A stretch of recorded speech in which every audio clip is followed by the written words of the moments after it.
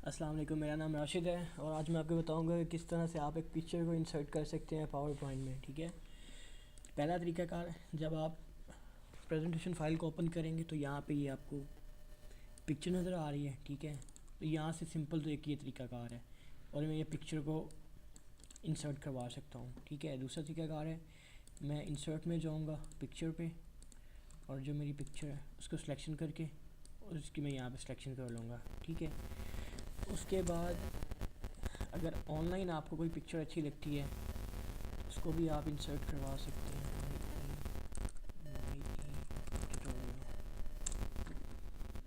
Images पे आता हूँ मैं।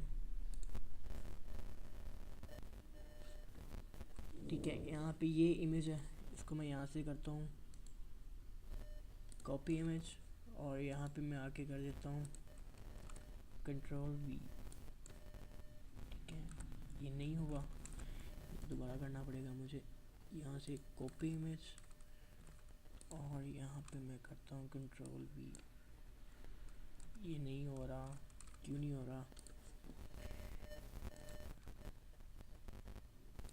कॉपी इमेज और इसे मैं यहाँ पे कंट्रोल V कर दूँगा और जब मैं इसे कंट्रोल V करूँगा तो ये पिक्चर यहाँ पे आ जानी चाहिए।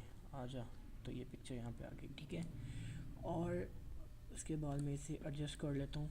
यहाँ पर आप देख रहे हो, जब मैं पिक्चर पे क्लिक कर रहा हूँ तो यहाँ पे ये डॉट्स आ रहे हैं इसके कॉर्नर पे। ठीक है, तो आपने जब भी किसी भी पिक्चर को रीसाइज करना है तो आपने कोशिश करनी है कि उसको एक कॉर्नर से करें ताकि उसका साइज़ चारों साइड से बराबर में हो। अगर आप उसको एक साइड से करेंगे तो उसका साइज़ जो है वो ख़राब हो जाएगा। ठीक है, वो धुंधली हो जाएगी।